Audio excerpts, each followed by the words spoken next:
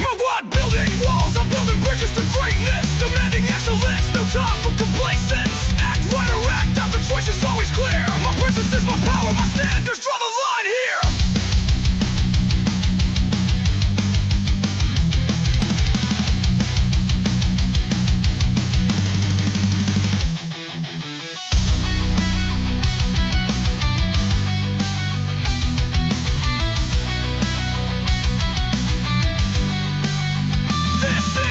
Elevation, protocol, rising above the chaos, taking control. My values not negotiable, my worth is my law. Surrounding myself with excellence, that's what I saw.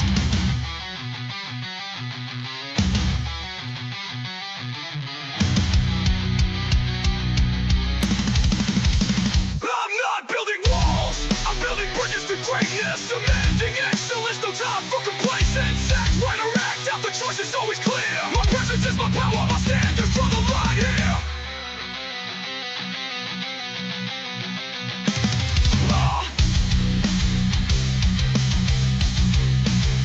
This is the elevation, protocol, rising above the chaos, taking control. My values not negotiable, my worth is my law. Surrounding myself with excellence, that's what I saw. This is the elevation, protocol, rising above the chaos, taking control. My values not negotiable, my worth is my law. Surrounding myself with excellence, that's what I saw. I'm not building walls, I'm building bridges to greatness. Demanding excellence, no time for complacence. Act right or act out, the choice is always clear. My presence is my power, my standards draw the line here.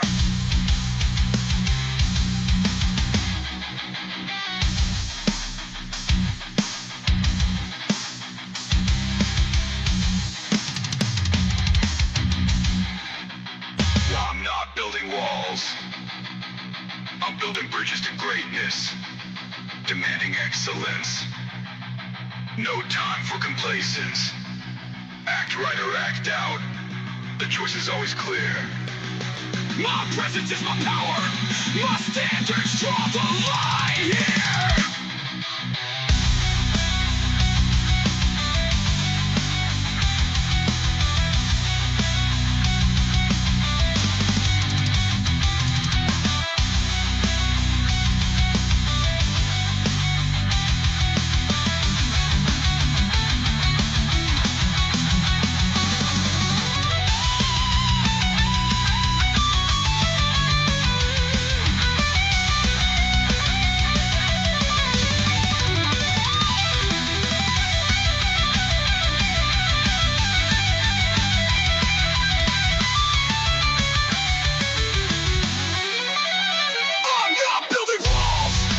Bridges to greatness, demanding excellence, no time for complacence.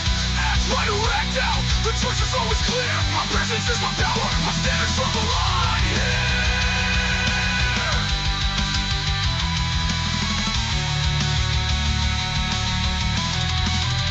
I'm not building walls, I'm building bridges to greatness. Demanding excellence, no time for complacence.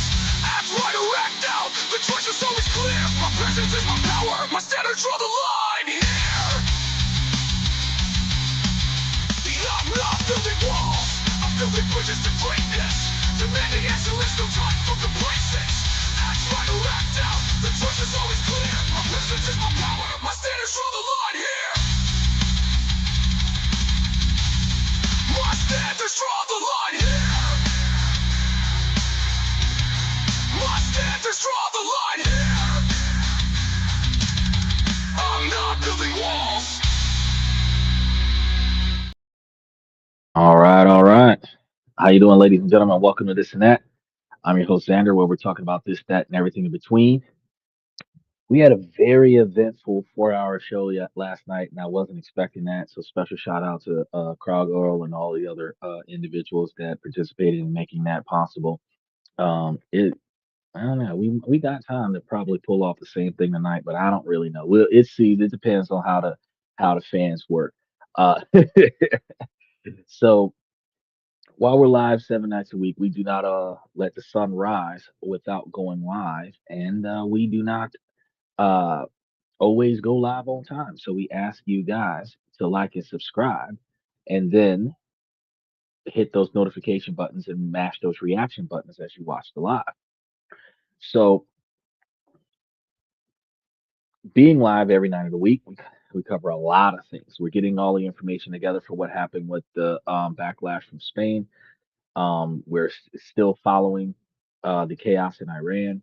We had a pretty big debate about Iran and the Haiti and uh, military regimes that take over different countries and stuff to that effect. We covered a lot of stuff yesterday, but we cover a lot of things on the show because here on this and that, where we do talk about this, that, and everything in between, everything is unilaterally focusing on how things impact your ability to make, save, and invest money. That's one of the key observations about this podcast.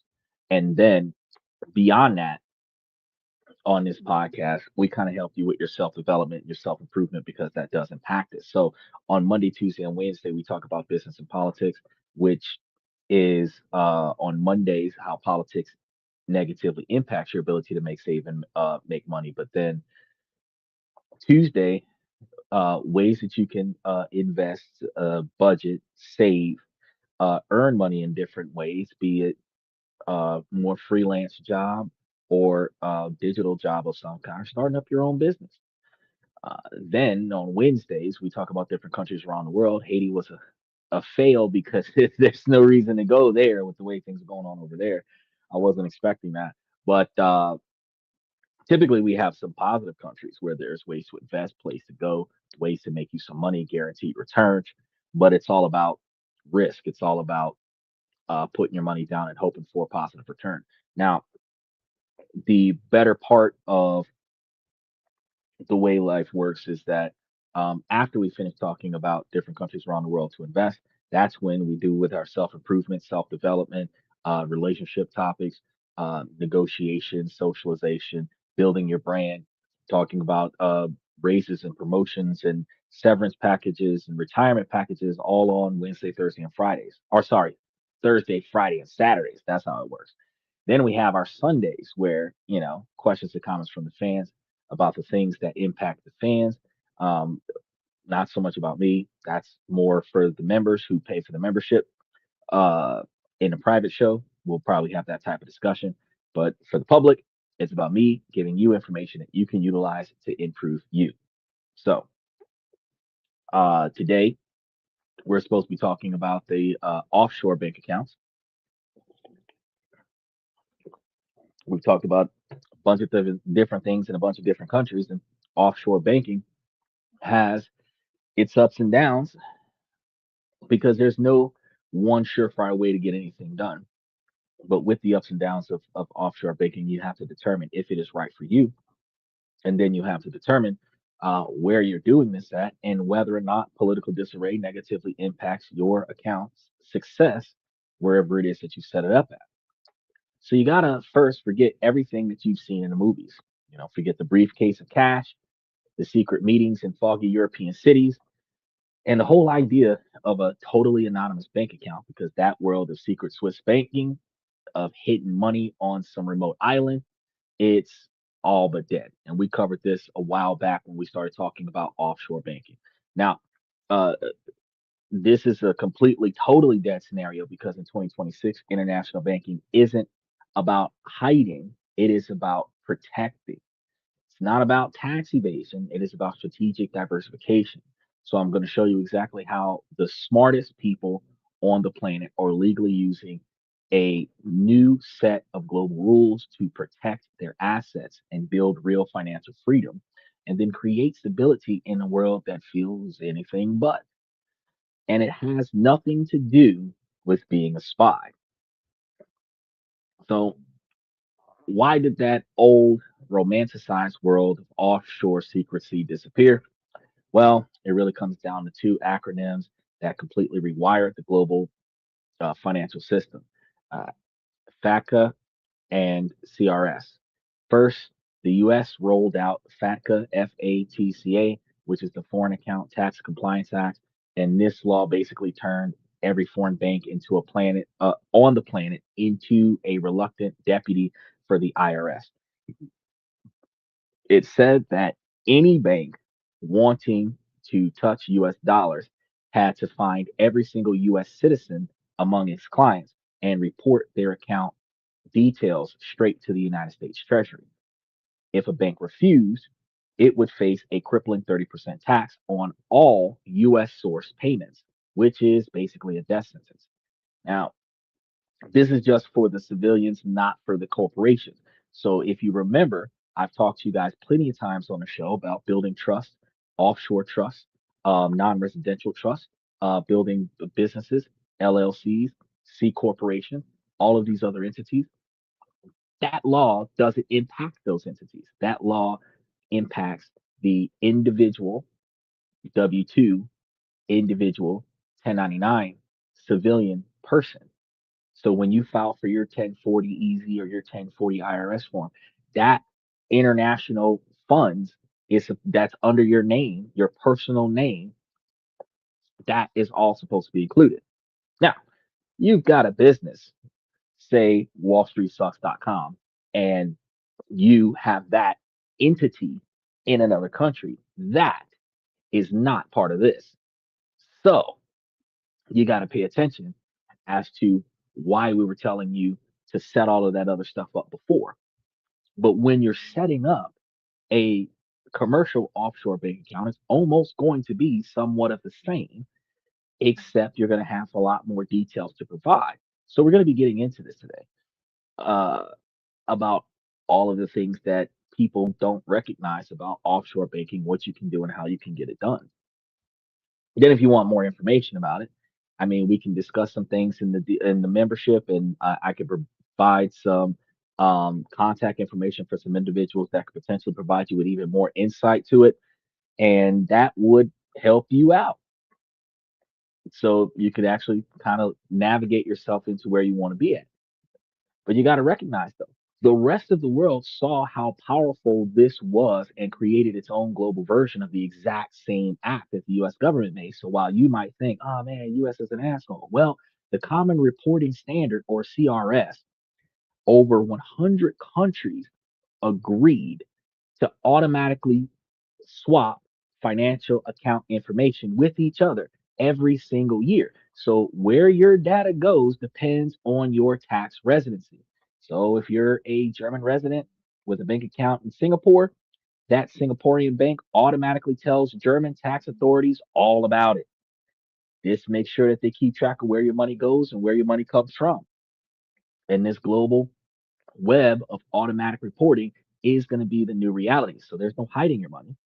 The system was built to kill financial secrecy, and it worked. So if you can't hide it, why is international banking not only still around, but actually thriving among the smart individual businesses?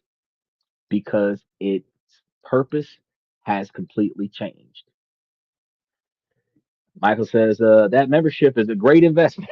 You ain't lying. You, oh, Stephen, you weren't here. I put into the membership a link to a PDF file that has about 4 or 5 different templates for scholarship applications. So you asked me about a professional email for scholarships. I took the time to create multiple different ones for multiple different reasons for you because I remember at least one of them has something to do with psychology, but different ways that you could utilize these templates. And then you can customize, well, you can copy and paste it because it is a Word doc PDF. You can copy and paste it onto your own document and then customize it however you want and utilize it for all of the stuff you're trying to do with your education. So if that helps, definitely let me know if you end up getting a chance to utilize it. But I stuck that in there 2 or 3 days ago, so it's up there for you. Also, just to make sure that nobody missed out on any of the upcoming stocks that are able to be invested in. You're welcome. I made sure that I put in the next 2 months worth of stocks that we're going to be watching from my watch list. So that popped up this over the last 2 days as well. You've got the next 60 days worth of stocks, and I'm going to be posting them back up again throughout the month of April. But I made sure that all of April and all of May is up there right now in case it takes me a little bit of time to get the list reposted. You have a list of the upcoming projected dates, and if you're trying to either double down on the stock you already have, or if you want to do the dividend rotation strategy and buy and sell, now's the time to look at what's there, get in there, and get it done. As we covered Tuesday, actually this week Tuesday, we covered um, stocks that are like 22%, 21, 22% uh, for real estate investment trusts and BDCs. So I looked into like a really interesting 15 stock portfolio that could genuinely run you more than 17% interest and still give you a lot of stability.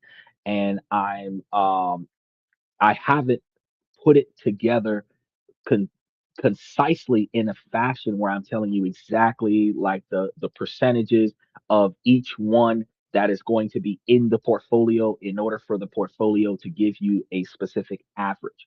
Now, once I've done that, then I'll be able to talk to you guys about a hypothetical portfolio that is going to be a high valued capital generator for dividends while reinvesting it into the growth. Because one of the things that happens if you do a two bucket system, which I covered, I think, late last year, early this year, a two bucket system is when you take your new money that you're investing into your brokerage account and put it directly on the highly volatile stocks that are producing the high interest. Those stocks then produce high quantity of dividends. Then you take the high quantity of dividends and rebalance it into the safe stocks. So if you've got 20% volatility and you take $1,000 and put it into the 20% volatility, you take the dividends out of the 20% volatility and you invest it in the 3, 5, and 10% stability. You maintain your growth, but you benefit from the volatility of BDCs and REITs during economic crises, which steadfast your portfolio's ability to flourish. If you're able to manage that particular type of portfolio while none of these companies go under, then you can find yourself riding a 20% wave, and you riding a 20% wave for decades, which is projected to be highly unlikely. But if you were riding those waves 17, 18, 20% for decades, you would be doubling the performance of the market. So the average billionaire safely riding the wave on a 10% return, and you're speeding through on double that, where after taxes, you're still walking away with 16%, you can catch up real quick. And you have to start thinking about opportunity cost, which is a huge factor. Because if you do something like buy a house and you're looking at the 6 or 7% interest rate on the house, and if you were to say mortgage the house for home economic credit, the amount of money that you're going to get off of that house is far less than the opportunity that you can get off of 16% after taxes. If you got 16% interest owed on your house and 16% back after taxes from your brokerage account, there's a 10% profit there. 10% guaranteed profit. So when you're juggling the difference between should I double down on my brokerage account or should I double down on my mortgage, I would pay a little bit above the bare minimum of my mortgage and double down on my brokerage account. And then if anything shaky happens, I can leverage my brokerage account and drop a bunch of money on my mortgage. Because you can claim your mortgage interest rates on your taxation. So out of the 20% return that you get, if you have to pay 4% or 6% out between inflation and taxation, and you're getting a 6% deduction back, you could probably wash some of that where you're actually walking away with everything. Not too many people think about these things. So, as it pertains to the international banking, in 2026, it is no longer about the security. It is perfectly legal, and it's a strategy for archiving three critical goals, and we're going to be achieving those today, or at least learning about them. First is going to be that asset protection, which is kind of what we do when we're buying and holding instead of buying and selling. Last year we did a buy and sell for 6 months out of the year, and we doubled our money. Actually, we tripled our money, but after taxes, we doubled our money. So we got more back than what we went in with, right? Way more back. Now, this year, we're trying that buy and hold method, and we're going to see what's going to happen. Is it going to be better than last year or no? So, with asset protection, shielding your wealth from threats that have nothing to do with taxes, like baseless lawsuits, aggressive creditors, or the financial fallout of divorce. Because baseless lawsuits, somebody can sue you for some bullshit, and your fear of them winning might cause you to settle, which require you to mandatorily pay, even though it's less than what you would have gotten out of a judgment against you. Settling out of court, you still had to pay up. Less likely to be involved in a baseless lawsuit if there's no assets in your name. Um, Second, diversification. Spreading your assets across different countries, economies, and currencies so that if any one of them fails, it doesn't take you down with it.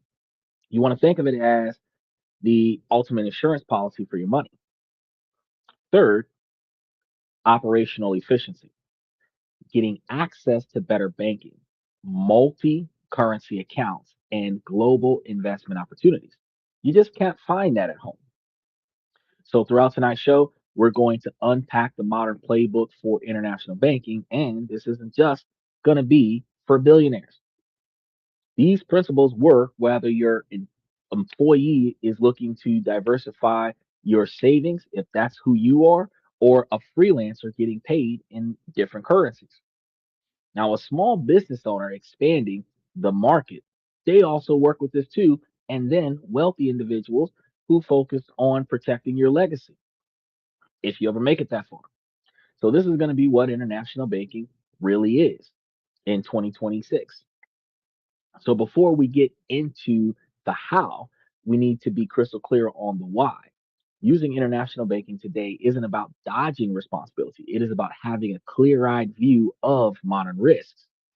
These are going to be real threats that a smart international plan is going to be built to solve.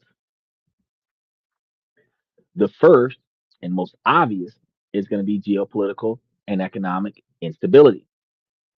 We're living in an era of record global debt, political division, and constant crisis. A government you trust today could pass wealth, destroying laws tomorrow. So we've seen it happen again and again. Sudden capital controls that stop you from moving your own money out of the country. Anytime a president does something that pisses off another country and your shit's over there, that country might lash out on you because you're an American. These things happen, you end up becoming collateral damage. Overnight currency devaluations that vaporize your savings is another huge issue, or temporary wealth taxes slapped on bank accounts to bail out a government. Because while America isn't really chasing OnlyFans like that through its governmental policies, Ukraine is like, we can fund our military with OnlyFans taxpayers. So, you know, and they taxing OnlyFans 50% over there in the Ukraine. And they making that money too. So having 100% of your assets in one country, in one currency, is like building your house on a single pillar. If that pillar cracks, everything you own comes crashing down. You got to understand, if you have all accounts in America, there is a pretty decent complication with wire transferring money to countries like Asia. It's a little bit of a pain. Now, the second danger, especially for anyone in lawsuit happy countries like the United States, is frivolous lawsuits and predatory litigation. If you're a successful professional or entrepreneur, getting targeted for a lawsuit isn't a matter of if, it is a matter of when. A disgruntled ex employee, a failed business partner, or a simple accident can turn into a legal nightmare that puts all your personal assets on the table: your home, your savings, your investments. If your trust is a revocable trust, your trust, but if it's an irrevocable trust with its own EIN number as a standalone agent that also is operated by a third party, gotta protect, gotta pay attention to that part. That's probably one of the only times that they don't get fucked with. Because if you control it, you can liquidate it for this settlement, especially if you're a beneficiary of it, right? They don't talk to you about those parts. So domestic asset protection only goes so far. After all, you're using the same legal system that's trying to take your money. By placing wealth in a different legal jurisdiction with strong asset protection laws, you create a powerful barrier that can make a potential litigant give up before they even start. Because, I mean, if you've got to go and shake down another country, who's going to go shake down Haiti to get my money? Not going to happen.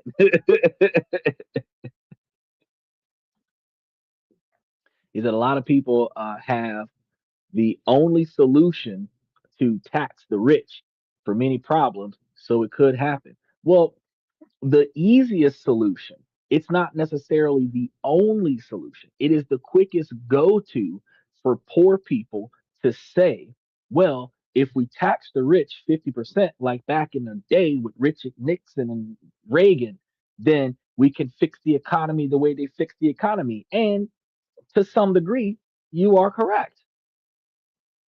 Because if 99% of the wealth is amongst 1% of the population, if you take half of that, you would ideally be putting 44% of the population's wealth back into the economy. But with a $30 trillion deficit, exactly how much of it are you going to fix? Because we don't have $30 trillion worth of combined wealth in the United States. So, I mean, people say, well, just tax the rich. But let me ask you a question. Doesn't matter if you're poor or not. How would you feel if whatever it is that you're making that took you however many years to get this far so that you could earn this much, that some jackass that makes way less than you says tax you instead of them to help the government? I believe that most people are going to be like, fuck you and the horse you rode in on, because I need this money. I earn this money. My kids and my grandkids, right? It's a wild dynamic. This is going to bring us to the third problem: single point of failure risk.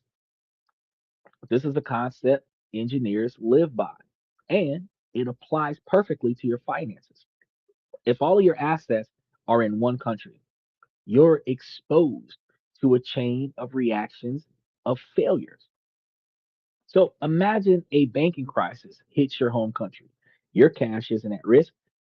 Well, your cash is at risk in that situation. Your local real estate could crash, the stock market could tank, and the government might freeze your ability to move what's left. Your entire net worth can be tied to the fate of one nation. International diversification breaks that link. A banking crisis in North America might not affect a well run bank in Singapore, and a prosperity bust in Europe is disconnected from your assets in the Caribbean. It's about making sure no single event can wipe you out. Finally, there's systemic banking risks and the threat of debanking, because we like to think our money in the bank is safe, but the 2023 banking crisis was a brutal reminder of how fragile the system really is. Many Western banks run on razor thin fractional reserves. Research shows that a shocking contrast, where some US banks might have liquidity ratios of just 3 to 4%, meaning that they have only a few cents on hand for every dollar deposited into the branch. Now, compare that to the jurisdiction of Belize, where the banks are required by law to maintain a minimum liquidity ratio of 24%. That means for every dollar deposited in the bank, that bank has 24 cents in liquid cash ready to go. So, in a panic, which bank do you think is going to be safer? Probably the one with the higher percentage rate. So, imagine this: if they only have 3% of your money, 3% of money on hand, and let's say you wanted to walk away with $100,000, they're probably only going to offer you about $30,000 and make you wait a few weeks for them to ship in the rest of it, right? Now, a bank that has 24% of your money or 24% of its clients' money would likely be able to at least offer you almost half, right?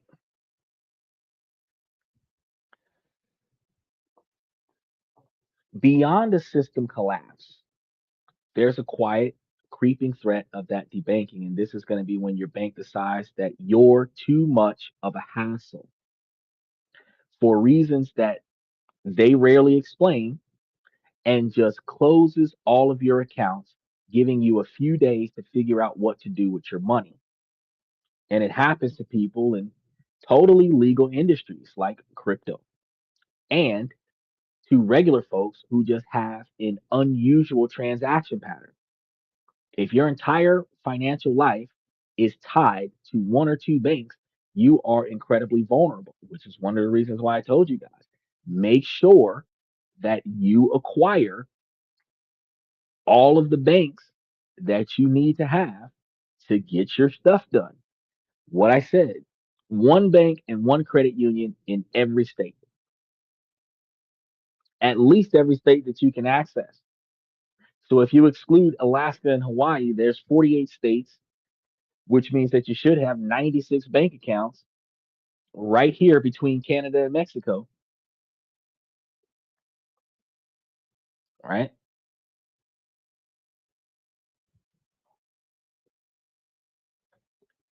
Steven says, if all the grid goes down for a few days or even weeks, having cash would be key as well.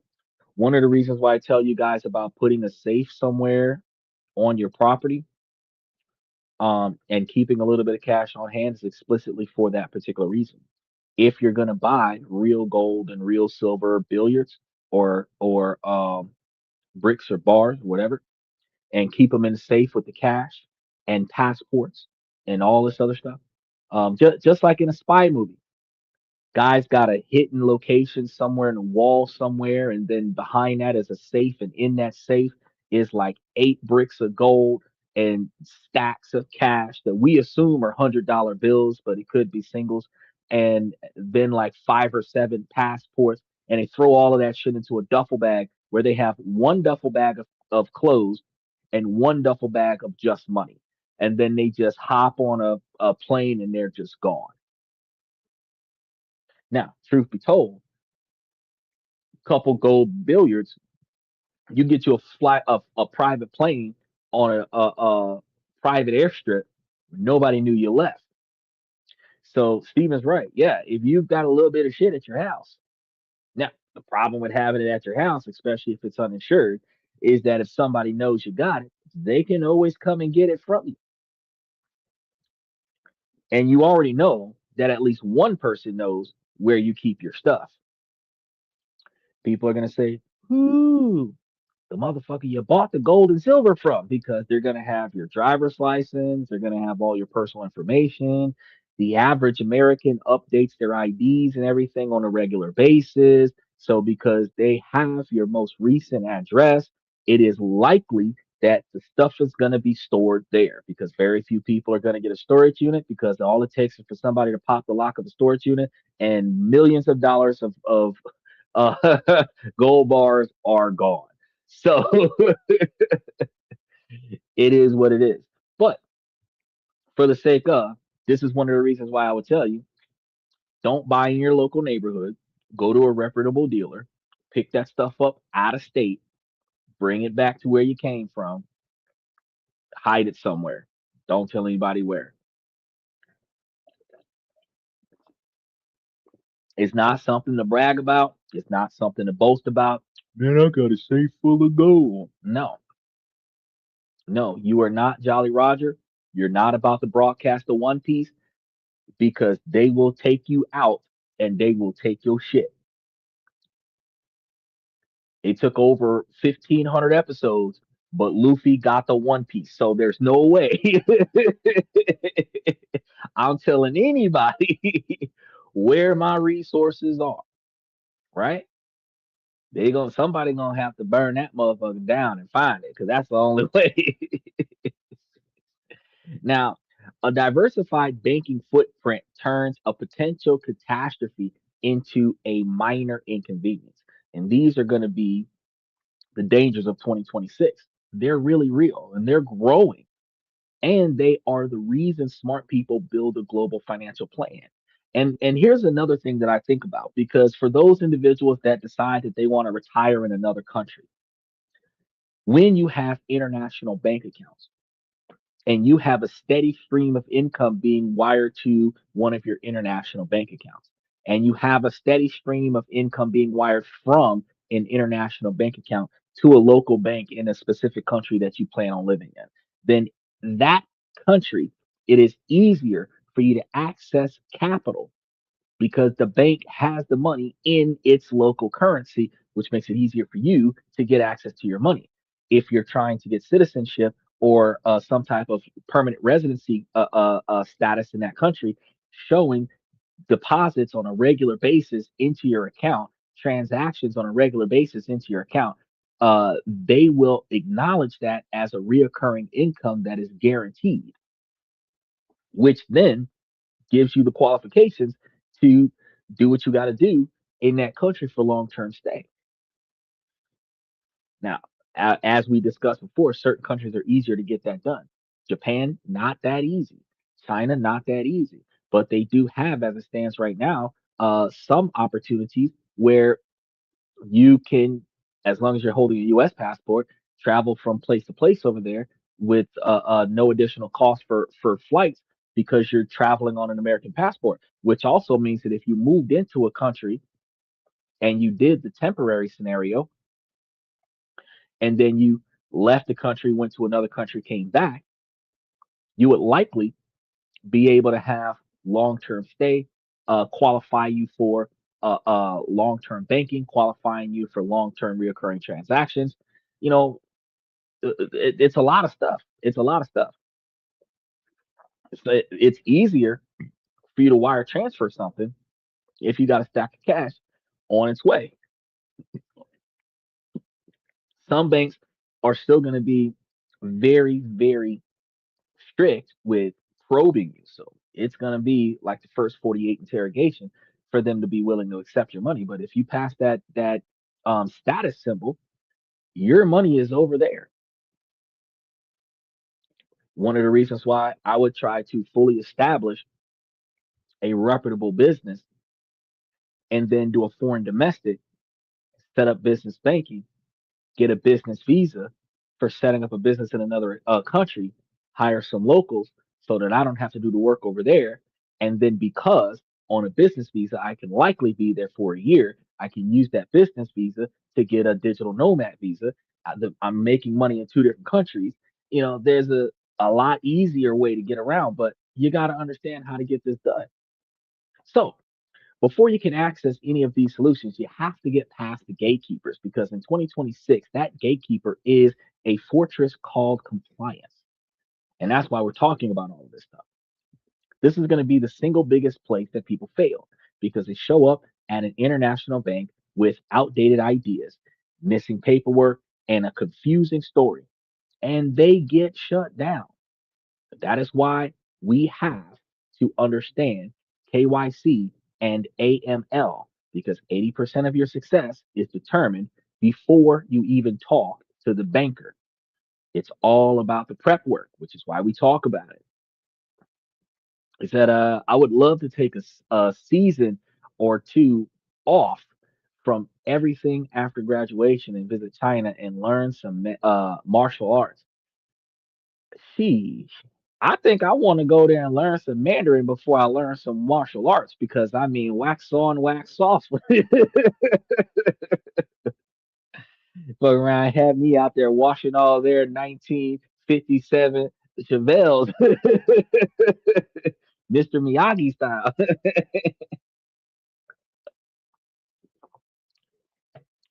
You're never too old to learn. But here's a side note, Stephen.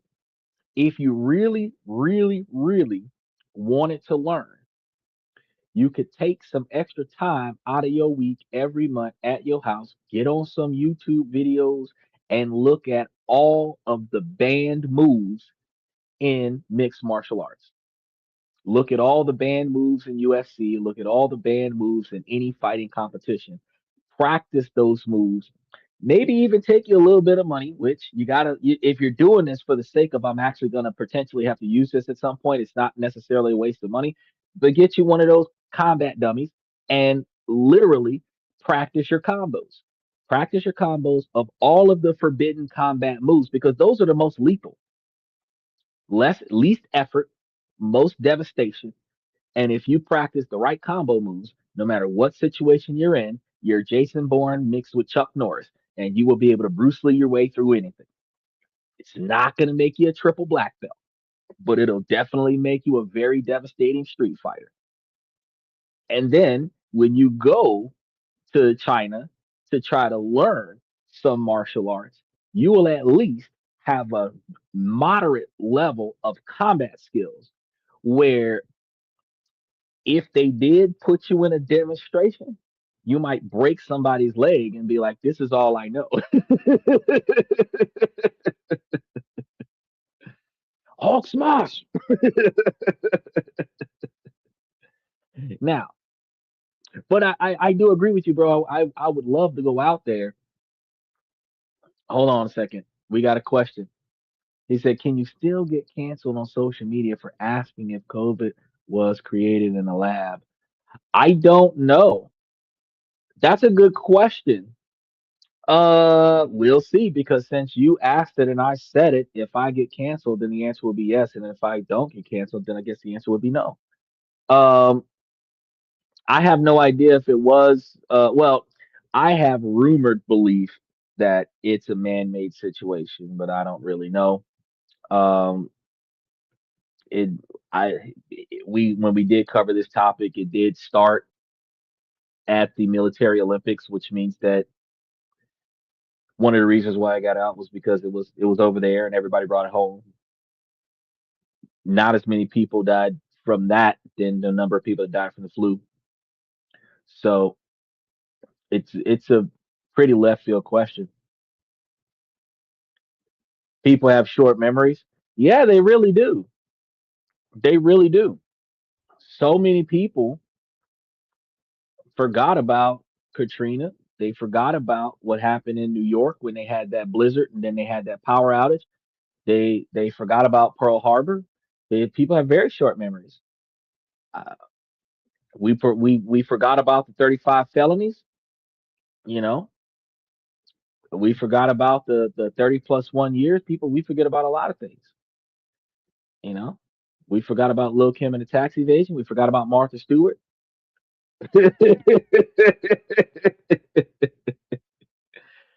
We don't even do the Pee Wee Herman no more. With people, we got short memories. You're right.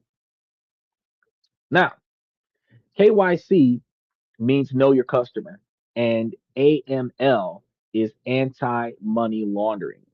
Now, these are global rules designed to stop banks from being used for terrorism, money laundering, and crimes.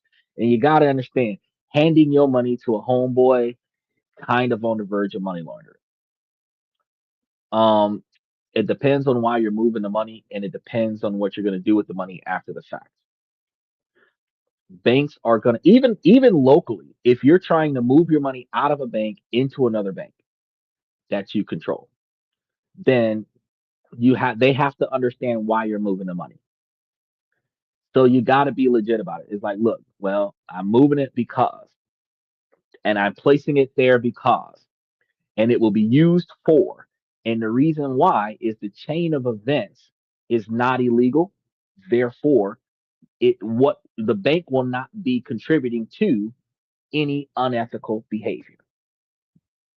That is the expectation. So your job isn't to fight these rules. It is to understand the rules so well that you become the perfect, transparent, low risk client every single bank is looking for. Is it we forget about Lil Kim's tax evasion? I was thinking about Lil Kim tax evasion, but never that cover on Rolling Stones or iconic '90s posters that everyone had back in the day. We didn't forget about Rick Rolls. We didn't forget about the Rick Rolls. We didn't forget about the centerfold in Playboy. We didn't forget about Trish Stratus. Back when we thought China was a man.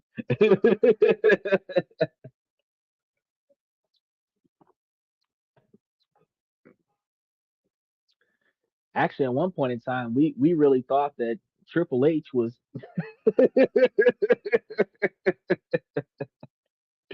Whew. So, what does the bank actually need from you when you're trying to do these international banking things? This is going to be the core KYC stack. Oh, he said, you can say what you want without consequences. Well, the First Amendment constitutional rights are limited because while you do have the right to say whatever you want, whenever you want, however you want, unfortunately, YouTube is not required to play it. YouTube is also not required to monetize it.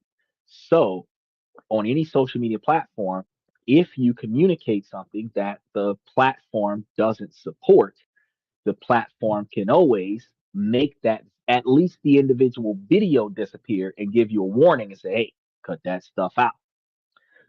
So you're not going to have a scenario where without consequences actually occurs because that's not true. Take for example Myron with Fresh and Fit. He got canceled, then he got demonetized, then they allowed him to continue. I don't think that he actually has an account with YouTube anymore because he got demonetized, him and Aaron Tate, and then he's gotten demonetized from not just demonetized, but like blacklisted from a lot of platforms. Where while he's free to speak wherever he wants to speak, there's a lot of places he can't speak. Right. So the consequence is the platform will no longer allow your content to be posted on that platform when your content is considered against their expectations. Right. So luckily for me, my platform isn't like that. My platform is here to help people. So, but you got to realize though, with Fresh and Fit, the way he communicated with other people would qualify as hate speech, and community guidelines on a lot of platforms is that you cannot perform hate speech. So the dynamic is while yes, you can say whatever you want to say in certain scenarios, there are always consequences. They're not immediately realized in a lot of scenarios, but there are always consequences. You got folks that committed crimes 60 years ago, forgot all about that crimes, turned over a new leaf, made amends with themselves, cleansed their souls, and now they're being arrested and going to prison so that they could serve for the crime that they got away with 60 something years ago. There's just no way. that you're going to 100%, unless you die before consequences occurs. There's no way you're going to get away from those consequences. They will get you eventually. Just because you can say something doesn't mean that you should. And that is a great example. Yes, sir. That is true. That is true. That is true. And I talked about that when we were talking about the firearms thing. I talked about that when I talk to people who promote lane splitting with bikers.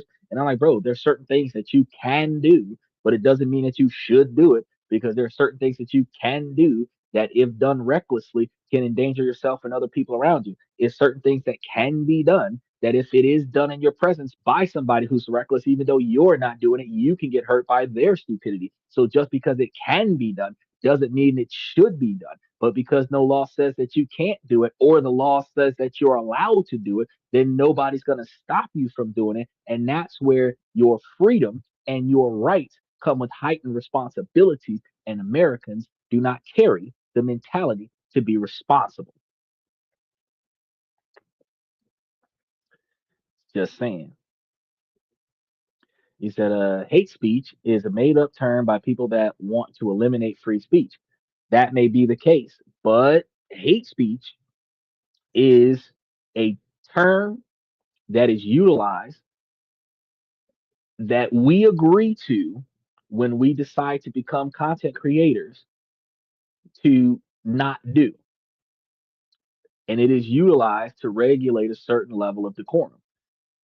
And since we agreed to it, as soon as we start performing that identification, we also recognize that we breached the terms and conditions of the usage of the platform. And if we recognize that we've breached the terms and conditions, we're not just being banned to silence our freedom of speech, we are being banned for breach of contract. And if you recognize that you're being banned for breach of contract, you recognize that in order to not get banned, you must honor the contract. So if you want to speak freely, you would have to create your own platform like Donald Trump did, because you're not going to demonetize yourself. But if you're going to use somebody else's platform, then that's on you. The First Amendment doesn't mention decorum. No, it doesn't, but YouTube's guidelines does. And if you want to stream on YouTube, you got to follow their guidelines. If you want to stream on TikTok, Twitch, or Twitter, you got to follow their guidelines. You can't have hate speech towards Elon Musk on Twitter X without getting demonetized. It is what it is. You can't stream on Facebook or Instagram or Snapchat or anywhere else without following their community guidelines. So you got to find something that doesn't have community guidelines, kick or something off to the side that doesn't have community guidelines. Now, since today we're actually talking about international banking, we're going to segue away from free speech and COVID discussions and focus back on the main topic for today. First thing we're going to discuss: verifying your identity. This is going to be one of the easiest things that you need to do, because you're going to need high quality color scans of your passport, which you should be able to get from your own color printer or scanner if you've got one, or go to a local DMV or something to that effect and get one produced. Go to your local post office.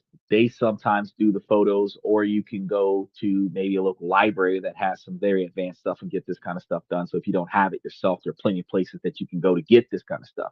But a driver's license might work at home for stuff you're trying to do around the way. Your driver's license will work in all 50 states. Your state ID will work in all 50 states, even if it's not the state that the ID came from. But international banking, the only thing that's going to work is the passport. The passport is going to be the gold standard. So don't even bother doing something like this without one. Second is going to be a proof of address. The bank is going to need to know where you claim that you live. And this is usually going to be confirmed with a recent utility bill, an electric bill, water bill, gas bill, or a bank statement from another major bank. The key word here is going to be recent, always less than 90 days old. An old bill will get you flagged instantly. So if you're one of those scenarios where you never update your address and you've moved 50 times, whatever address you're setting up your account in should be the address that you collect mail from. Because if they're ever going to send you some information, they're going to mail it to the address that is on your ID. And the address on your ID or your passport should be the address that you collect mail from. So that's going to be one of the things that you got to pay attention to. He says, real ID, the government knows who you are. Well, the real ID, the government has a photo of who you are. And if you ever pay to change your name or go to a courthouse and get your name changed, then they know who you say you are. But that doesn't mean that they know where you live, because the very first time that you get your real ID, you have to bring your birth certificate, social security card, two forms of ID, bank statements, utility bills, lease, mortgage, all of this other stuff to get that star on your ID. However, every time after that, you're just paying them to renew the identification card. If you tell them what a new address is, then they have a new address. But the only reason why they're going to change is if you bring them a bill that says, here's a new water bill for the new address. Here's a new bank account with the new address. Here's a new mortgage or a new deed that has my name on it for the new address. If you don't bring them any information that shows that an address has been changed, all you're doing is walking into the DMV and saying, yes, everything is still the same, and just paying the fee to renew your identification. You can move 57 times, because in this day and age, since people are allowed to have multiple houses in multiple states, and they have changed the law to where you can only have one identification card throughout the 50 states, not an identification card in each one of the states, you are not required to change your driver's license or state ID to another state unless you are declaring that you're a permanent resident in that other state. So even though you have houses in two states, only one of those two states is your primary residence. It doesn't matter which one it is. So you can be in one state with an out of state ID the whole year that you're living in in the first state. You know, you can have an ID from a state you haven't seen for 20 years, because who the fuck's going to challenge that, right? Police officers not going to go and do an investigation to find out where you've lived for the past 10 years. As long as you can respond to the court order, they don't really give a fuck. Secondly, anything legal, you're using a post office box, usually a post office box you can get to. Therefore, your physical address on your driver's license has nothing to do with any of your legal cases. Therefore, the government will not know where you are. They just know who you are, right? I understand that there's some laws out there that swear to God that you're supposed to update your address every 80 or 90 days after you've moved, but who here has ever told the truth to the police when they knew that telling the truth would get them in trouble? Not many. Michael said the government knows who you are at birth. Well, fuck yeah, because the government picked your damn name. I got my real ID in the DMV with my old ID.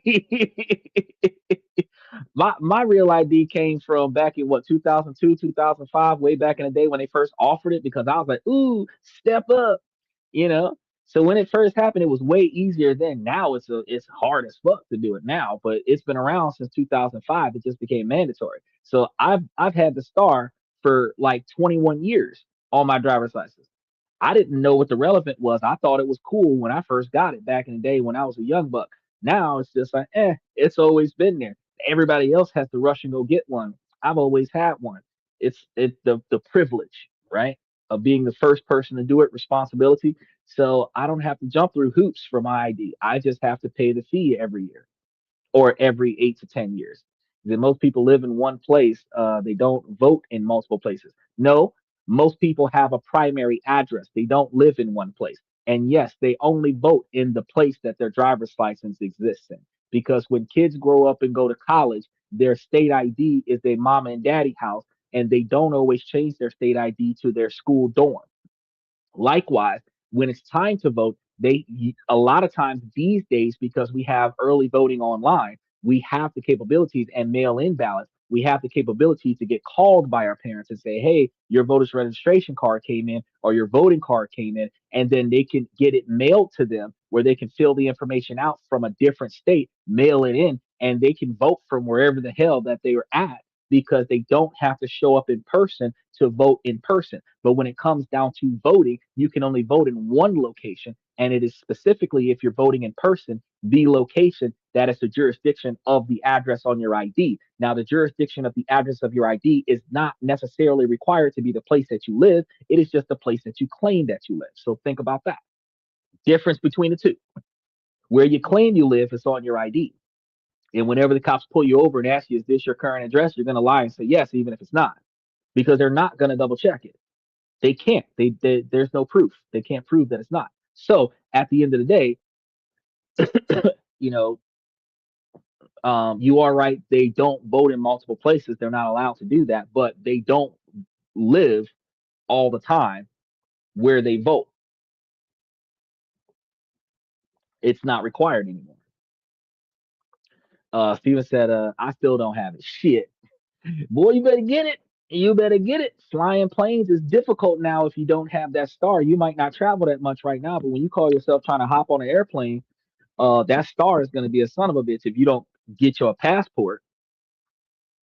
They're not ticketing you or anything like that for not having a star when you're driving across the country, but eventually that may become a mandatory scenario as they crack down on immigration, because anybody who doesn't have that star, who's not riding around with their passport in their back pocket, is gonna have to answer questions. Michael says, I have a CDL on my ID. I get to go first in line to renew. No, you don't. I get to go first because I get to pay by the computer. You're going to be in line. I'm going to be at the house. And actually, some cities and some states give the elderly individuals the opportunity to renew all their shit online since you ain't changing your photo and shit. And they just mail your stuff to your house. You don't even got to go nowhere. You just got to pay for it in advance, which is why they allow you up to 90 days before your birthday to renew your shit. And then you only got to do it once every 8 to 10 years. So at a certain age, your license never expires. So you being 71, you ain't got to do your CDL. You just got to not die.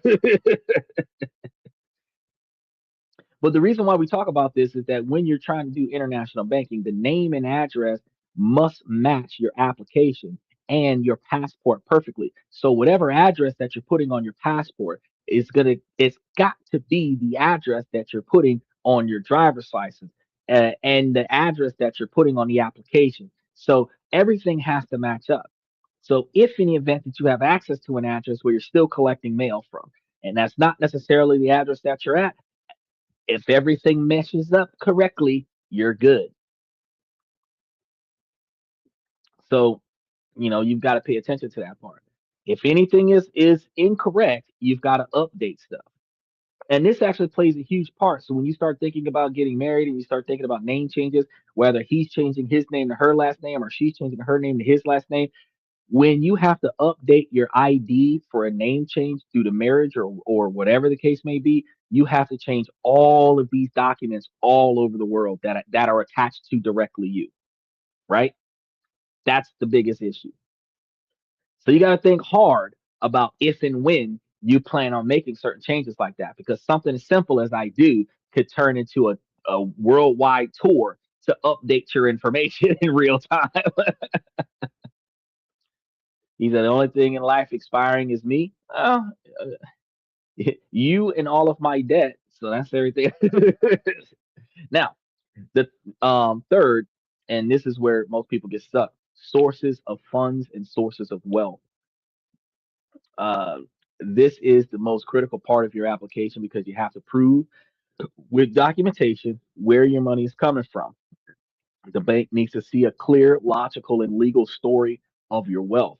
So if you're an employee, this is pretty easy. You'll provide a recent pay stub and maybe a tax return. But if you're self employed, you have to show the money trail, invoices, contracts, and bank statements showing those payments coming in. And if you're a business owner, the bank wants to see your company's financials, tax filings, and information about what you sell and who you sell it to. So if your money comes from an investment, you need The brokerage statements showing the gains. From a property sale, you'll need sale agreements. From an inheritance, you'll need the will or probate documents. The goal is to create an undeniable paper trail. Vague answers like personal savings or family money are huge red flags.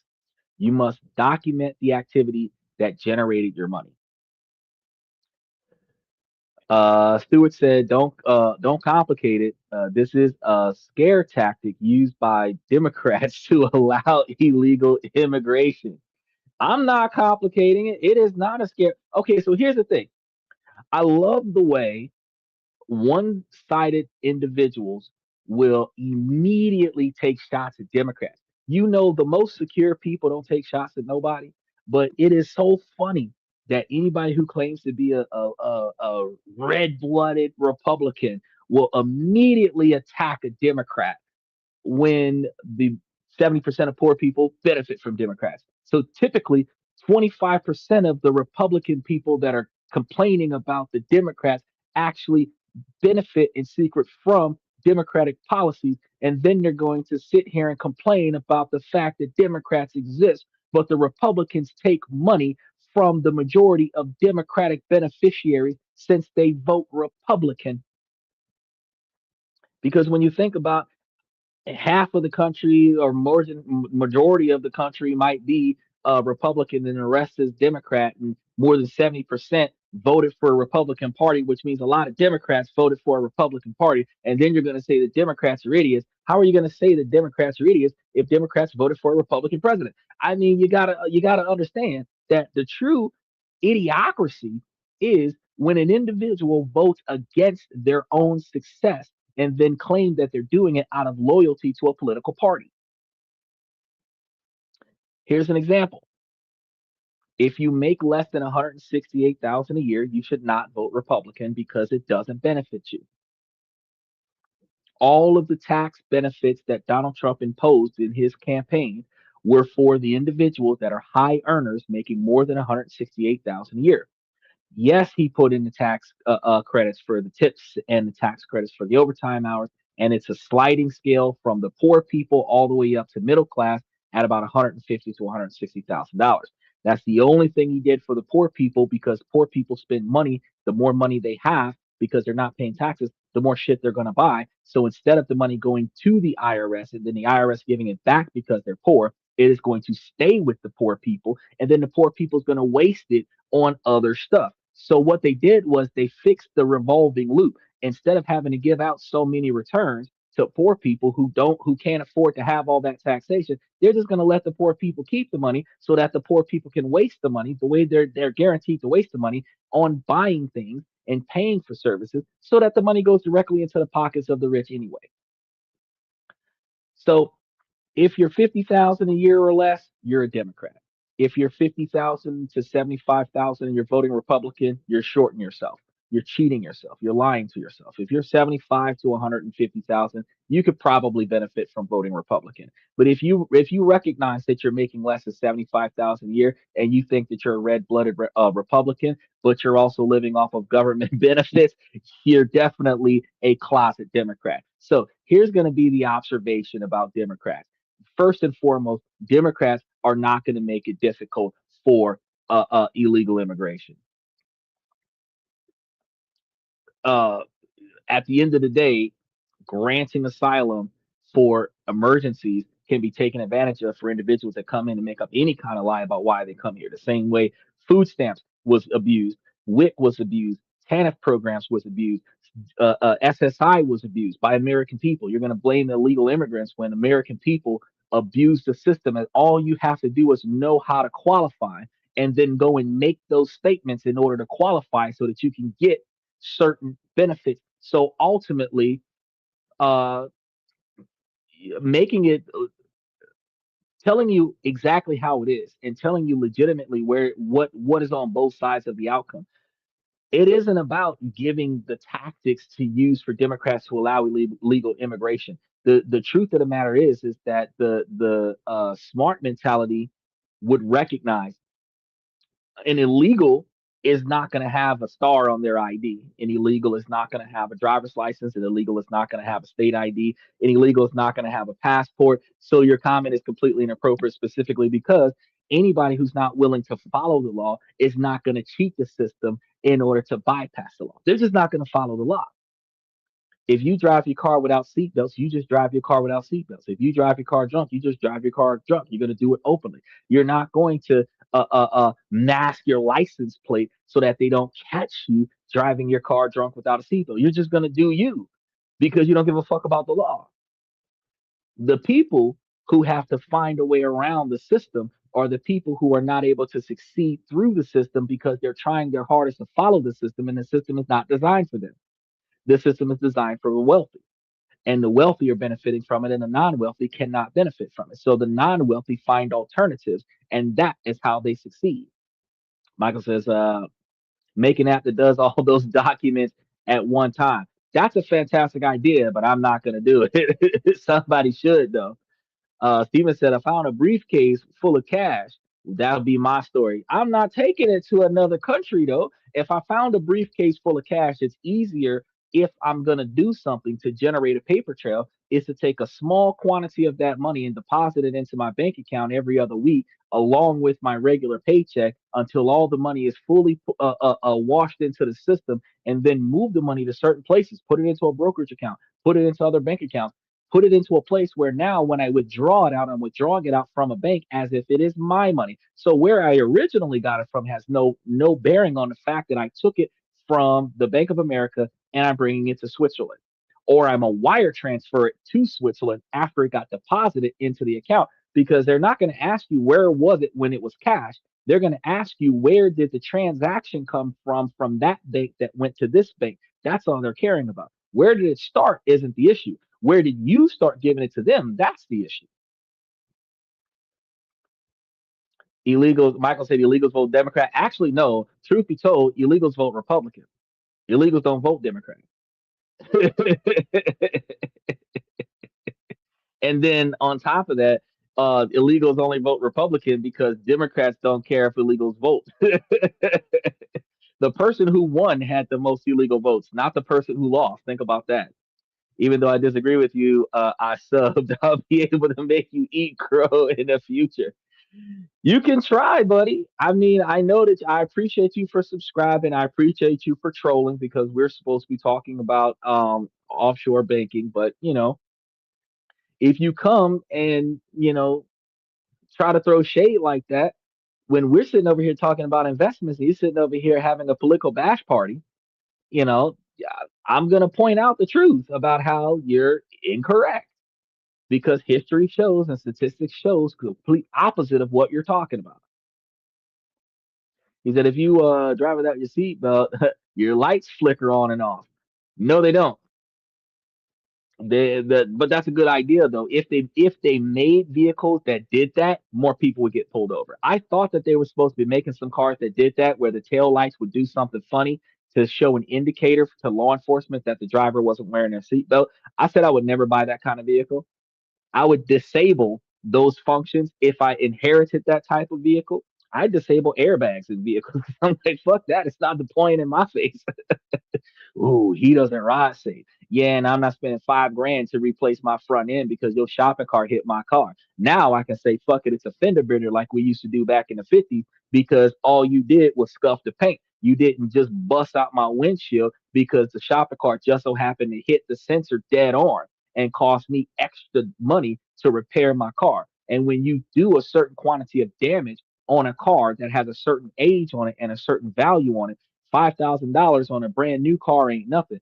$5,000 of damage on a $5,000 car, that's considered total. And they passed some laws in the United States that indicates that if the damage on the car exceeds a certain percentage of value on the car, the insurance company automatically totals out the vehicle, and then they have to give you money to replace your vehicle. So it doesn't matter how much money you have on your vehicle. If you built that car from the ground up, soon as somebody fucks with it like that and then totals out your car because of value damage, you end up losing out on all of your investments. So I'm like, nah, fuck all that shit. I'll take my chances.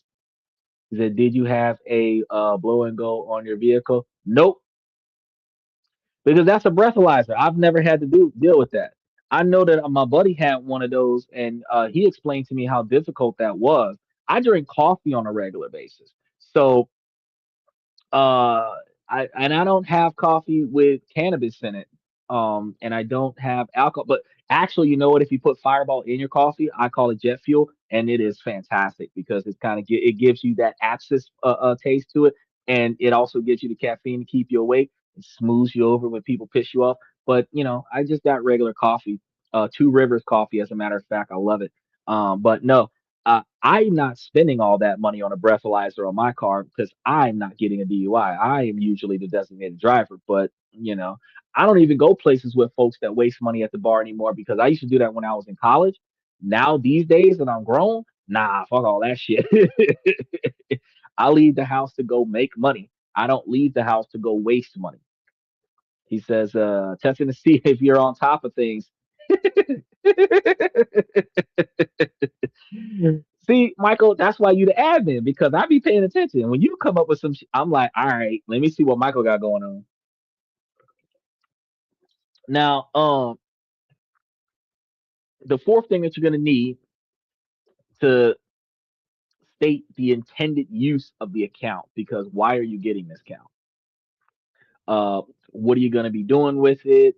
If you say something like, I want to hold savings in Swiss francs for currency diversification, that is a great answer. You say, I will receive payments in euros from my European clients to cut down on conversion fees. That's another perfect reason. The bank needs to see that what you plan to do makes sense for who you are. A salaried employee who suddenly expects to receive millions in international wires is going to set off quite a few alarms. He said, Fireball and coffee, never heard of that. I drink both. Is it good? Okay, so way back when I used to work at a Waffle House, and that is all we had was Fireball and coffee. We would make a coffee, maybe a little cream and sugar, drop a Fireball in that bitch. You could get you a coffee from Starbucks and then drop a Fireball in that bitch. It sets it up a whole nother level, bro. It's a whole nother level. But I recommend that you don't drive while doing that or operate heavy machinery. I gotta give those advisors. But it'll wake you up and keep you from being pissed off at the people around you because alcohol is a blood thinner, caffeine is a blocker, and it'll keep you wired. It'll keep you up and ready to go. It's better than a Red Bull, I can tell you that much. When you start talking about trying to stay awake and deal with some bullshit, the Fireball and a coffee is way more effective than a fucking Red Bull. Because if you get a DUI, your car should be sold. That is strike three or strike two. Strike one, your car might get impounded if somebody can't pick it up for you. You're going to jail and your license is suspended for 5 to 10 years. Strike two, they usually they might sell your car in strike two. If they definitely sell it on strike three, and strike two, your 5 year definitely turns into 10 years. But strike three, it is like permanent revocation and car sold and all kinds of stuff going on. If you make it past the first one, you shouldn't have a second one. But if you cheat the system on the first one, you're likely to get a second one, right? And some people who get it because of narcotics, not because of alcohol. They got prescription medication. They get it because they took some meds. They went driving. Now they got bloodshot eyes. The cop was being an asshole that day, and took them. That situation. Then once it's time for you to get your license back, it's a terrible scenario because now you got the DUI, insurance high as fuck. Insurance don't hold you no weight, bro. You're gonna have to wait like 15 years after DUI before insurance start giving you better rates. It getting a DUI is worse than having a bankruptcy. Because I had two DUIs. Last one was 25 years ago. I drank at home. I don't ever have the. I had my homeboy crash his car. I wasn't with him when it happened. That's when I was like, "Fuck this! I'm not doing it no more. I don't even go out no more." After he crashed his car from a DUI, uh, and that was his second time. The first time he got it, he just hit the wall of a bridge, which I make it seem like, oh, it ain't nothing. Like he could have went over that fucking bridge, but no, he just hit the wall of a bridge, uh, falling asleep behind the wheel while drinking. Second time, bro, I don't know if you've seen that movie, that TV series on HBO with Dwayne the Rock Johnson, Ballers, where the football player was driving his car and he was reaching for his cell phone, and then he ran into a back of a truck, a big like dump truck or whatever. That's what happened to my homeboy. He broke his wrist. They had to do surgery on his arm, and I was like, you know what? I'm done, guys. I'm not going out with y'all no more. Your second time, bro, you almost died. I'm not doing it no more. So if I cook with some alcohol in it at the house and I eat and drink at the house, that's it. Otherwise, no, I'm not going nowhere. The judge told me I was getting 3 years if I got number three. 3 years ain't that hard, bro. You know, 2 for 1 with good behavior, you be out in a year and a half. Get your trustee program, you be out in a year. You just do 1 year of Fed time and you be back home. That ain't that long. That ain't that long. That's way easier than 10 years suspended license. It's like, well, fuck, let me just go ahead and do that. It's cheaper, 3 house and a cot. Just don't get shanked in the shower. You know.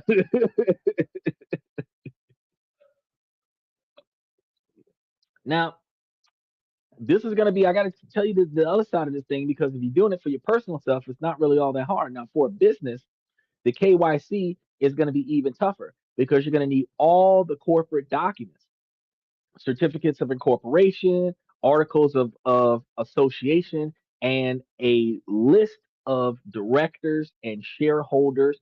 Because the most important thing that you have to do is you must declare the ultimate beneficial owners, the UBOs, the actual human beings who own or control the company. Now, the days of hiding behind anonymous shell companies, over. Transparency is going to be everything. So, likely, you might want to put the business under the ownership of a trust. If the trust is the UBOs, that's when you're safe. Because if you're a beneficiary of the trust and the trust is getting the benefits from the business, and the business is in any one country and benefiting, then the business puts everything into the trust, and the trust puts everything into your pockets, and then your pockets are now only coming from the trust.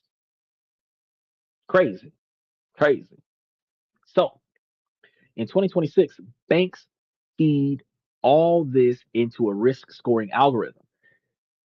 Your nationality, your job, your industry all goes into a risk score. If you're from a country deemed high risk, work in a high risk industry like crypto, or you're a politically exposed person, peep, you'll trigger an immediate enhanced due diligence review.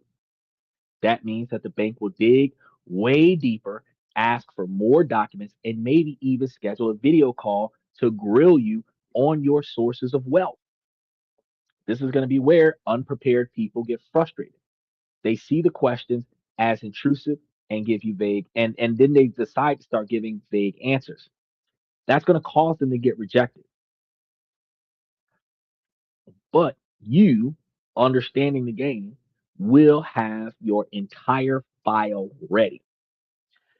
You'll have a clear summary of your background and a neat, organized folder with every document that they could possibly ask for. You present yourself not as a problem, but as a premium, low effort client. That is going to be how you get the keys to the kingdom. Is that I bet Americans are higher risk? Uh, I don't know. I really don't. I was about to say no, but then when I think about all the stuff that Americans do, I kind of agree with you. Odds are Americans are going to have a hard time getting this started. But see, here's the thing though, with an American, if you are paying somebody else to do this for you, the lawyers that typically knock this back typically got the shit under control, where you're going to get in there with very little problem. They're going to tell you everything that you need, tell you everything that you got to go get.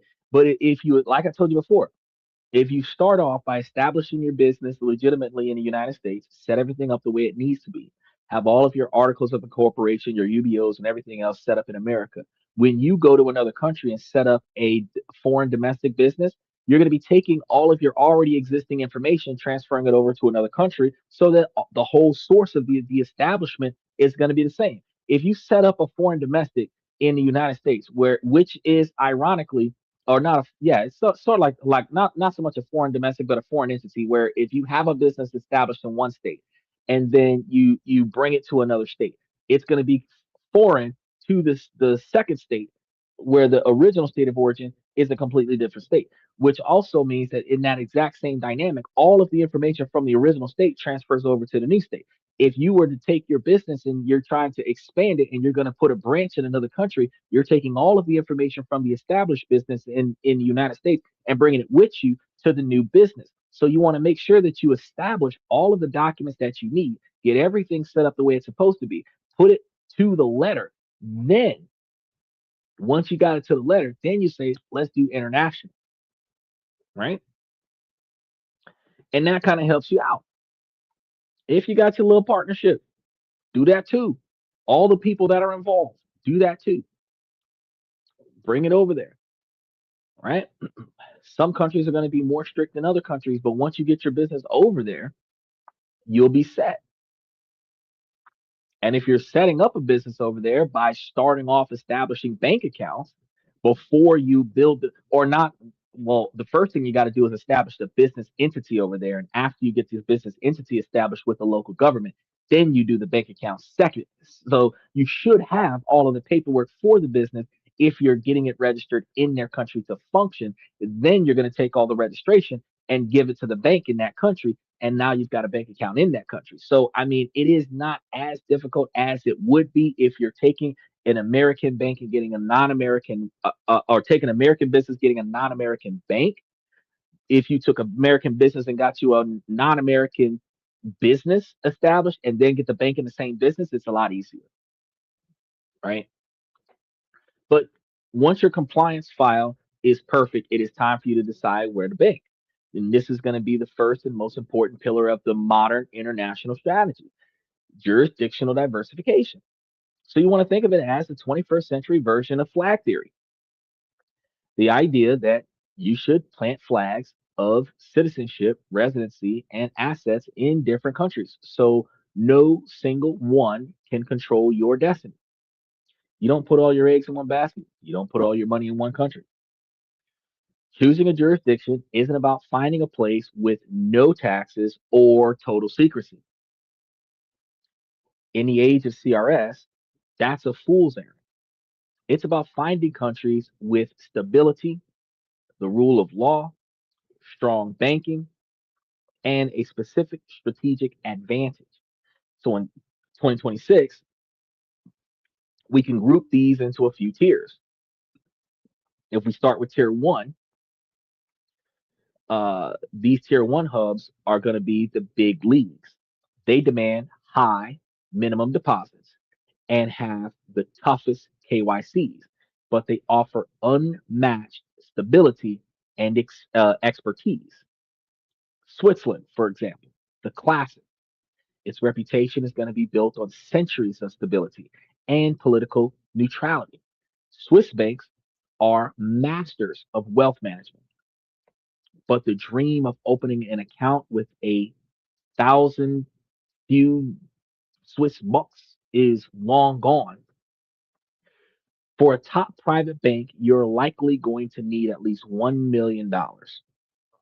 And they will scrutinize your source of wealth like a forensic accountant. Singapore, the Switzerland of Asia. It's incredibly stable, well regulated, and a perfect getaway to Asian markets. Its banks are among the safest on earth, but Singaporean banks are mostly interested in clients with a real connection to the region. So it's going to be ideal for businesses operating in Asia or wealthy individuals looking to diversify into that part of the world. A minimum usually starts around $200,000, far less than $1 million. That's like 1 year's salary if you're working in California. But if you're trying to open up a business out there and you're going to take $250,000 to Asia with you and set up a business in Asia, there you go. International banking. Luxembourg. A tiny country with a massive financial sector. It's a major hub inside of the EU for investment funds and private wealth, offering a powerful mix of stability and access to the European market. Cayman Islands, we usually see these on the movies. We see these on like Burn Notice and some of the other, either the spy movies or some of the organized crime shows like Blacklist. Raymond Reddington had stuff in the Cayman Islands. Despite its old tax haven reputation, today it is a highly sophisticated tax neutral platform for global finance. It's the world's leader for hedge funds and a top choice for corporate structures, all based on a predictable English common law system. Compliance here is going to be incredibly strict. Now, for a special mention of what some are calling the 2026 game changers, especially for Americans, Puerto Rico. As a U.S. territory, Puerto Rico offers a unique and powerful mix of benefits. Its international financial entities, IFEs, operate under credible U.S. legal standards, but through specific local laws. So they can also offer major tax advantages as regulations evolve. You'll want to confirm the specifics of acts like Act 273, but this combination of U.S. credibility and tax efficiency is making Puerto Rico a dominant player. Next up are going to be the mid tier and accessible hubs. These are going to be fantastic options if you don't have seven figures to deposit or if you have more specific needs. The UAE, specifically in Dubai, a booming financial center with a 0% personal income tax. This has become a hot spot for entrepreneurs and is very open to new industries like crypto. Now, I want to talk about this for a second because getting a residency visa first is going to be often a key to unlocking the best banking options in Dubai.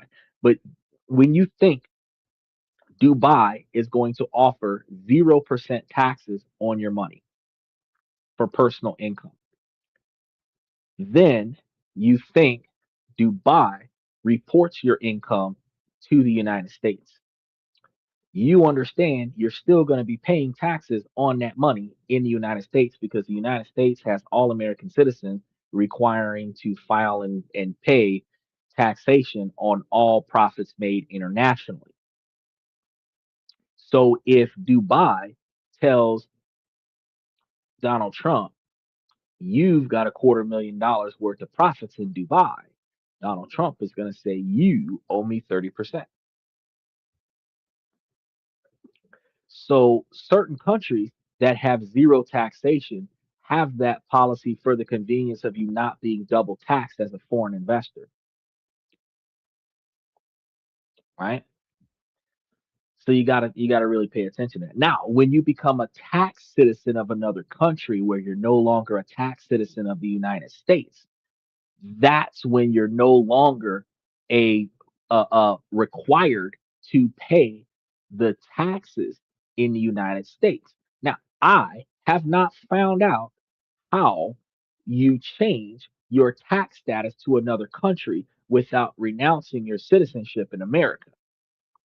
But once you cover that threshold, you then have to adhere to the tax country that you've transferred to. I don't know if you can exist as a non tax citizen in any country around the world unilaterally, uh, not legally at least. So once I figure that information out, I'll definitely let you know. But if you are starting off as a tax citizen in America, you get residency and citizenships and dual visas in other countries, you're still an American citizen. So it doesn't matter if you're a citizen of Japan, Taiwan, Philippines, whatever, you're still an American citizen, which means that under American citizens' expectations, you still have to pay taxes on the money that you put in Belize. That's how that works. Now, the Bahamas, a longtime player of offshore financing with a strong focus on asset protection, trusts, and private banks. This is going to be a solid choice that has good options for remote access opening. Navies, well, Port of St. Kitts and Nevis, however you want to look at it. This is a tiny Caribbean island that punches way above its weight in one key area: asset protection. It's going to be famous for having some of the world's strongest laws for protecting assets held in LLCs and trusts. This is where you really want to put your money, in places where your LLCs and your trusts don't talk about who owns the LLC and the trust. This is a specialist jurisdiction for building legal firewalls. Belize, often overlooked, has a killer feature: the mandated bank liquidity ratio of 24%. This makes its domestic banks exceptionally solid compared to many of their US and European peers. With low minimums and an English speaking environment, it is going to be one of the most accessible and stable options for starting your diversification journey. Finally, here's an advantage strategy: using residency and citizenship to unlock better banking. Getting a legal residency in a place like the UAE or a second passport from the Caribbean countries can dramatically change how a bank sees who you are. It lowers your risk profile and can make opening accounts in top tier jurisdictions much easier. It shows you are serious about being a global citizen, not just moving your money around. Putting money in a foreign bank is just step one. The next, maybe more important question is, how do you hold that account? In your personal name? For most people who are serious about asset protection, the answer is going to be a hard no. An international account in your own name gives your currency diversification, but it does little to protect you from a lawsuit back home. A judgment against you personally can often be used to seize assets that you personally own, no matter where they are in the world. And this is going to be where uh, we're going to bring in the second pillar: the right legal structures. This is about using legal tools like companies and trusts to create a separation between you and your assets. This is not about hiding under the FATCA or CRS, because you're still reported as the owner.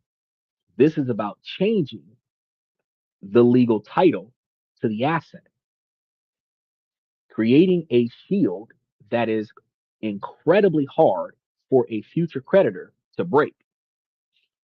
Now, you know what's funny as we start talking about this? If you have a residential trust here in America and you make a non residential, um, irrevocable trust in another country, and that non-revocable, irrevocable, non-residential, irrevocable trust is a beneficiary of your residential trust,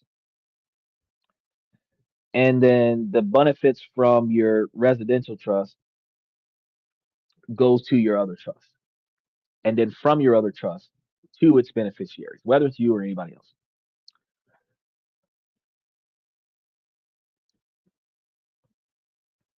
Who owns the assets? That's here goes another one. If the business owns the assets and the business is owned by a trust, and the trust is operated by another trust, and you are the beneficiary of that trust, who owns the assets? It's a very big paper trail. They start with the property, they go to the business has a trust. If they can find that trust has a trust in another country. Search kind of stops after that, right? So you got to think about those firewalls of protection. So the first tool is going to be international LLCs, limited liability companies. An LLC is designed to do one thing: limit your liability. And you can have an LLC that is turned into a C corporation. but it creates a separate legal person from you who is its owner. The company's debts are not your debts unless you're a personal guarantor of the debt generated. So for asset protection, you form an LLC in a jurisdiction with a strong protective law like Naviz. You then transfer your assets, cash, stocks, to the bank account owned by that Naviz LLC. Now, if someone sues you personally, they can't just grab the LLC's bank account. They have to go to court in Naviz and try to attack the company itself, a process that is famously difficult and extremely expensive. Now, while an LLC is a great shield, the gold standard, the absolute peak of asset protection, is the offshore asset protection trust. This is going to be one of the most powerful legal tools ever created for preserving wealth. Here's how it works. You, the settler, create the trust and transfer assets into it. The professional trustee, who is not you, in a jurisdiction like the Cook Islands, then legally controls those assets. The trustee manages them for the beneficiaries, who is you, your family, and well, whoever else you decide to name. Now, here's the legal magic. Once the assets are in the irrevocable trust, you no longer legally own the assets. The trust does. So if someone sues you and wins, they can't take your assets because you don't own those assets.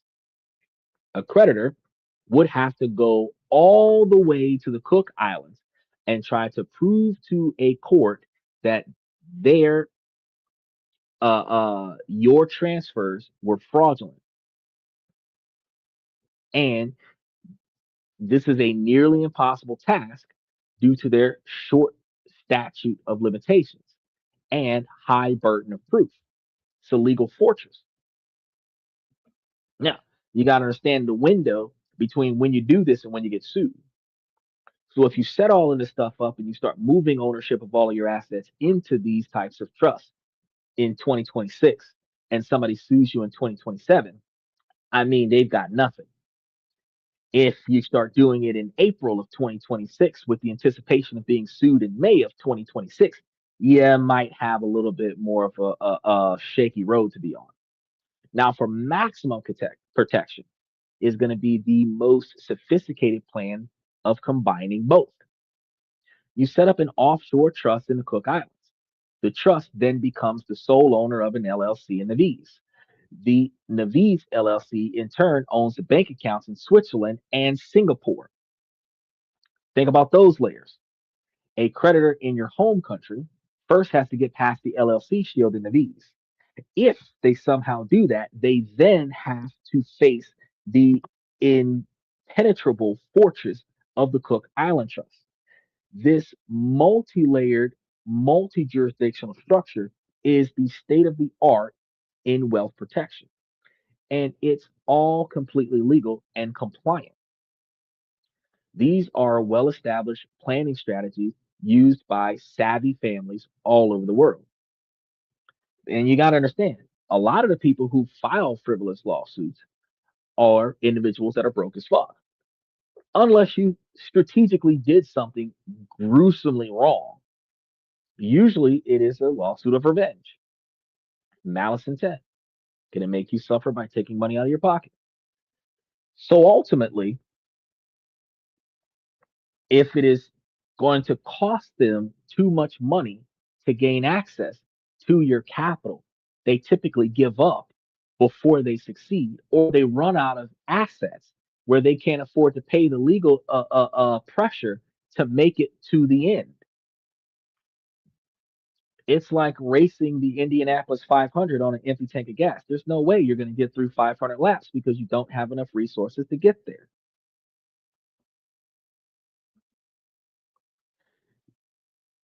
This is about being proactive and defensive.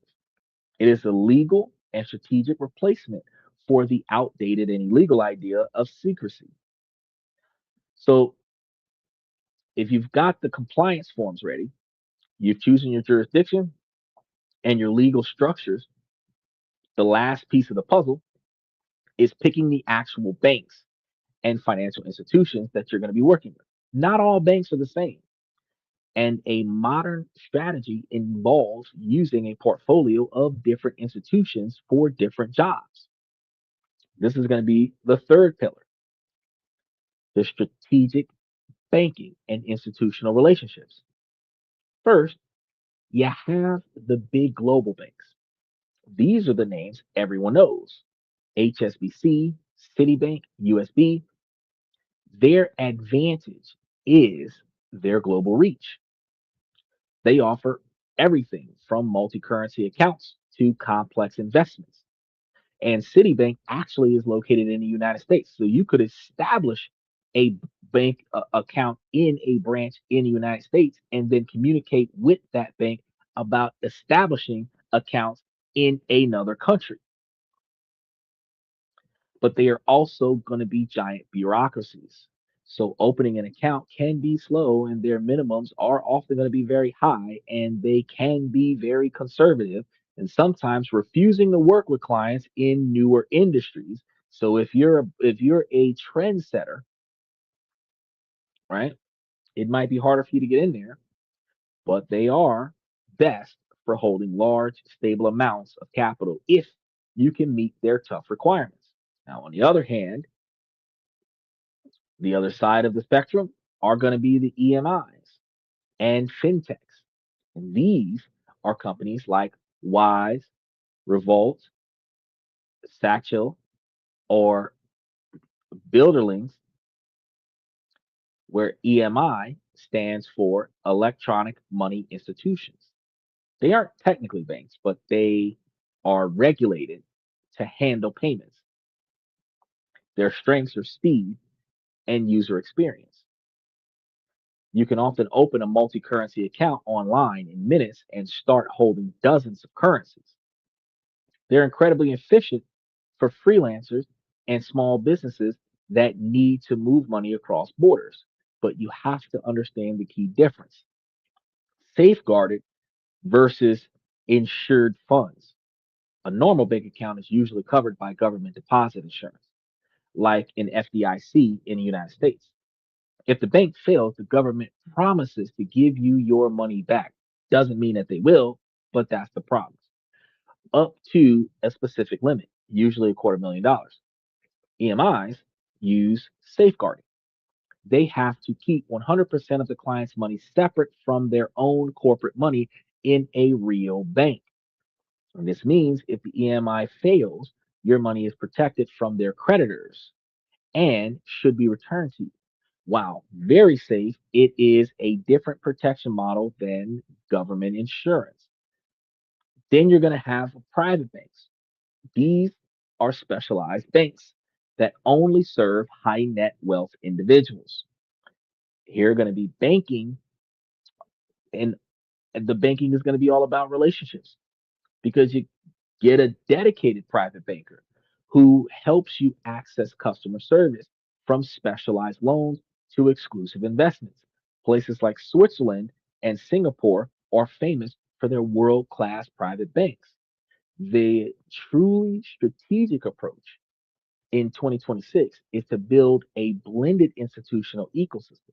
So your setup might look something like this: a tier one private bank in Switzerland that holds the core of your long term investment portfolio, owned by your asset protection trust, an accessible bank in a place like Belize or the UAE that holds diversified cash savings, taking advantage of high liquidity or a better tax environment.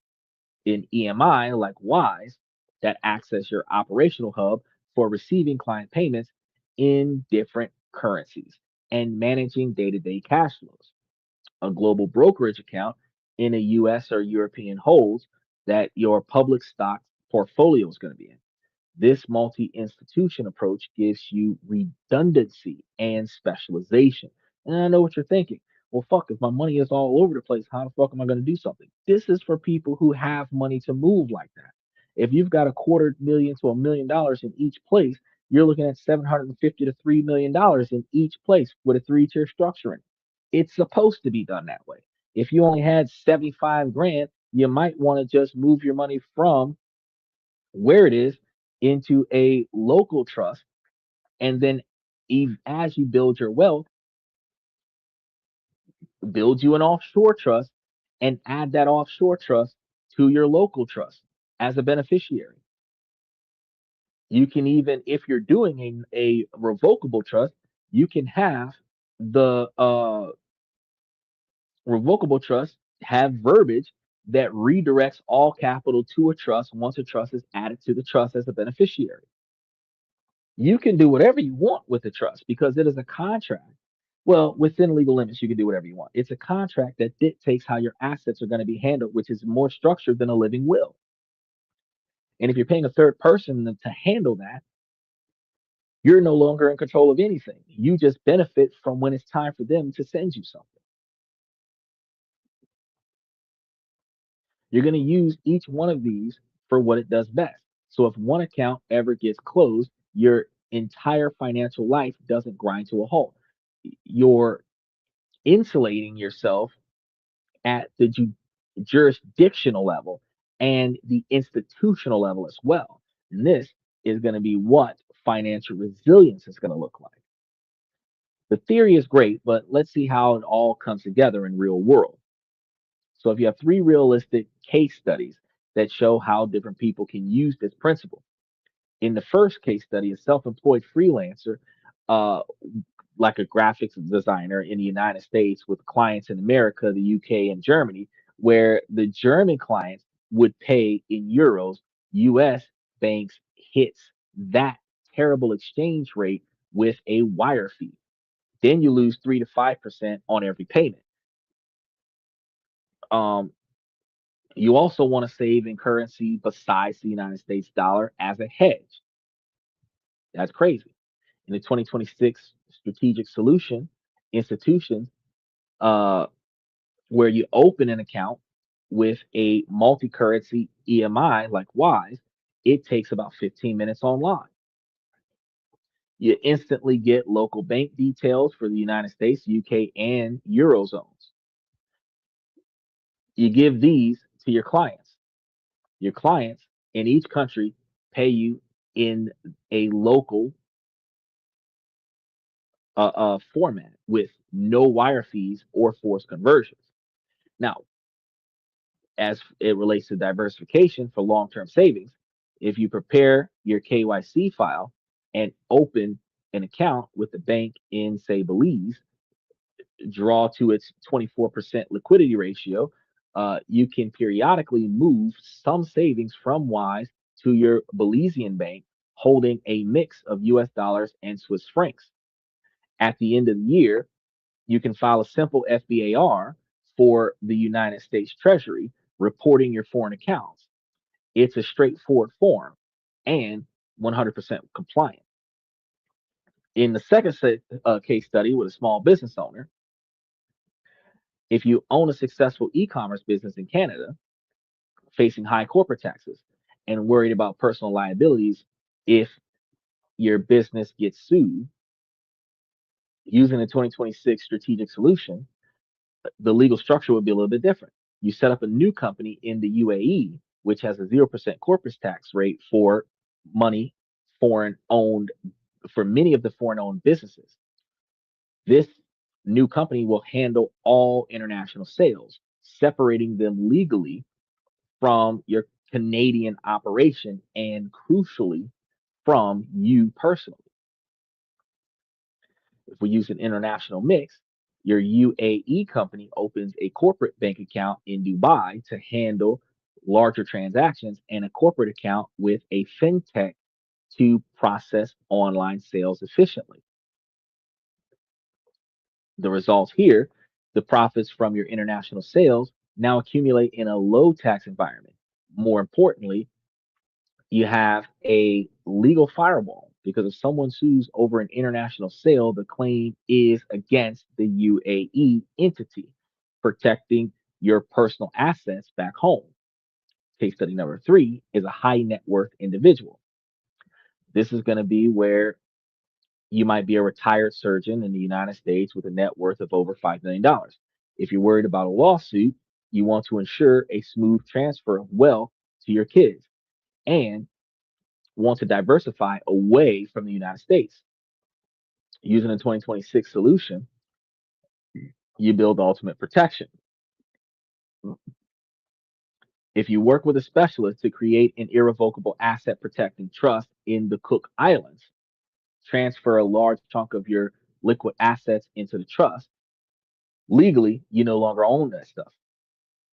You layer the defense where the Cook Islands Trust then becomes the sole owner of an LLC in the V's, adding a powerful second layer of protection.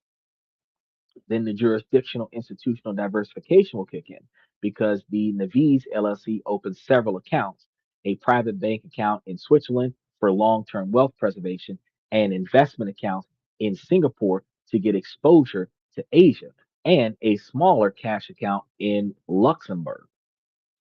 As far as compliance is concerned, the structure is complex but fully transparent. You file all the required US forms and the banks all report the accounts under the FATCA and CRS, listing you as the beneficial owner. Nothing is hidden. It is simply restructured for maximum legal protection. A creditor now faces a monumental task of fighting through the laws of the United States, Nevis, and the Cook Islands. Your wealth is pretty much secured here. These cases show that international banking in 2026 isn't a single product. It's a set of tools that you have to get collectively. And you can customize these tools to solve specific problems and reach your goals, all while staying completely within the law. The world of international finance has changed for good, and the game is no longer about secrecy, it is about strategy. And this is one of the things you have to think about when you're building your original trust.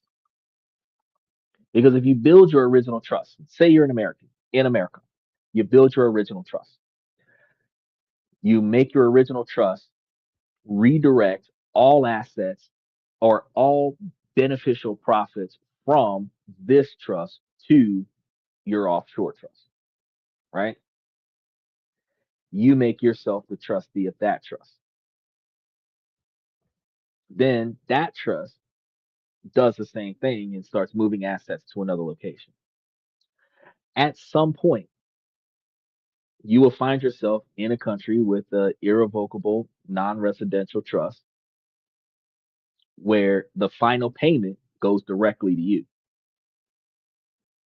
Doesn't matter how long the chain is. If your core principal, let's say your brokerage accounts in America, are in an American trust, the profits from those trusts get forwarded to an offshore account. Post tax money sent to an offshore account, right? Then the offshore account sends the money to another account in another country, sends the money to another account in another country. In the fourth country, that might be where you're living for retirement, direct deposit to you. If especially if you're living in a country where your offshore funds, money coming from overseas, is not taxed, if you're getting untaxable money from an untaxing country and sending it to you as an untaxable item, even as an American citizen, it's like, well, I don't got taxes to file. Your trust is filing taxes in America for your assets in America. Your other trusts in other countries are only following the tax laws in the countries that they're involved in. Those trust entities don't have to report to the United States, but you, as an American citizen, can report to the American citizen when you personally are turning a profit. Hiding is going to be impossible, but protecting, diversifying, and optimizing your assets is more possible now than ever before. If you play by the new rules demand transparency, a clean source of funds, and a well prepared story. The new strategy is built on three pillars. First, jurisdictional diversification, spreading your assets across stable countries. Second, the right legal structure, using tools like LLCs and trusts to build a firewall around your wealth. And you can go one step higher. If you have your LLC and then a C corporation and then a trust and then an offshore non-residential trust and then an LLC and then an international bank, you 5 or 7 layers, right? Third, you have to have a strategic institutional relationship where you're building a resilient ecosystem of financial partners. This is what international banking really is in 2026. It's not for spies or criminals anymore. It's a smart, accessible, and vital strategy for anyone serious about achieving a real financial freedom and protecting what they've worked so hard to build. It's about taking control and moving from a position of passive hope to one of active, intelligent design. The tools are there, and now you have to learn the playbook.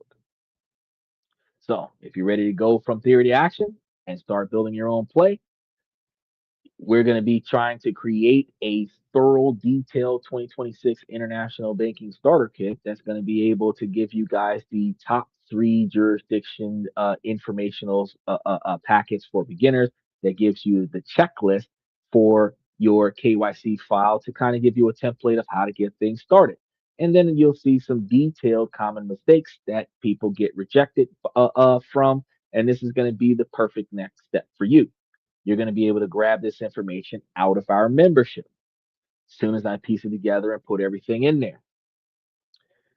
And of course, if you guys want to stay ahead of the curve on global finance and asset protection, you got to make sure that you like and subscribe to this channel if you haven't done so already, and also hit those notification buttons and mash the reaction buttons so that you don't miss out what's happening next. Now, today was not nearly as long as yesterday. We managed to mildly stay on topic for 75% of tonight's show, but we still learned a whole lot more about what we should look forward to when it comes down to international banking. And I think next week we're going to be giving you some more unique information and more in depth information about the international banking next week, I think Thursday or Friday. So you want to make sure that you stay tuned for that stuff. So, Friday, Saturday, we got a couple more things to do. I got to spend the weekend stacking up on some more shows going through the rest of April. So you're gonna see a lot more stuff coming up. You're also gonna see me catching up on the SEOs because I fall behind on some of the SEOs for the show. So you'll see a lot of different changes and a lot of updates on the show. As soon as I start getting me some backup, I'll be able to start hitting some SEOs in better ways. But like I said before, got to turn a profit of reasonable magnitude before I start adding people on. And then when I turn a profit of reasonable magnitude, then I go ahead and I pay the workers to do the work for me that I don't want to do, which then generates revenue. If I'm turning a profit off of the work of others, that builds me financial freedom. You got to learn from the best, and I learn from the rest. So, jack of all trades and the master of none. I'm going to leave you guys with this, ladies. As long as the situation doesn't make sense, I'm going to keep asking you, ladies, to make it make sense. So, ladies, please make it make sense. Fellas, I give you all this information to make you guys higher value men. You guys have to figure out what you want to do with your lives, where you want to be, and how you're going to get there. You have to find the things that are inside of your immediate control. Start with the things you don't like, start making some changes. See the things that you do like, start reinforcing those things. Navigate around the things that are outside of your control so that you can no longer be oppressed or bypassed uh, uh, by things that are outside of your control. Okay. You would be able to make yourself more successful going forward than what you have been able to achieve from the recent past. You start doing things in 2026 that you never did before, changing from repetitive behavior that didn't work in years past. You will see your future becoming a whole lot brighter faster. Now, ladies, while this is a male driven podcast from the male's perspective, you too can become higher value women by figuring out where you want to be at with your 20-year plan, all of the details of it. Who do you plan on having in it, or at least what type of person you plan on having in it? Reverse engineer that vision and start today by taking the actions yourself to proactively design the type of lifestyle that you would like to have for yourself. And if you keep the eyes and ears open and you find potential suitors that have the characteristics, personality traits, and decision making skills to aid you in succeeding to reaching your goals, then you have a partner that you can double down on and y'all can reach that goal just that much faster because two people can make it to $1 million faster than one, as long as you guys are working together. So that's all I've got for you guys for tonight. I want to thank you guys for coming to this and that. I'm your host, Xander, where we talk about this, that, and everything in between. And I will see you guys tomorrow night.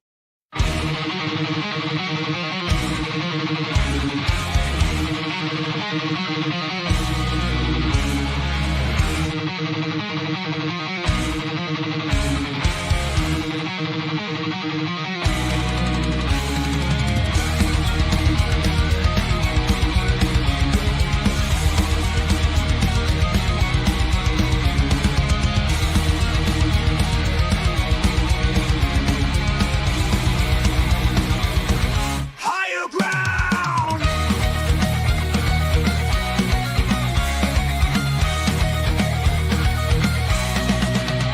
Used to chase validation, now I validate myself. Building inner strength, putting doubt upon the shelf. No more unnecessary drama, no more wasted time. Climbing higher, constantly making my own climb. Standing on higher ground where excellence is found. My potential knows no bounds, raising the bar, breaking ground.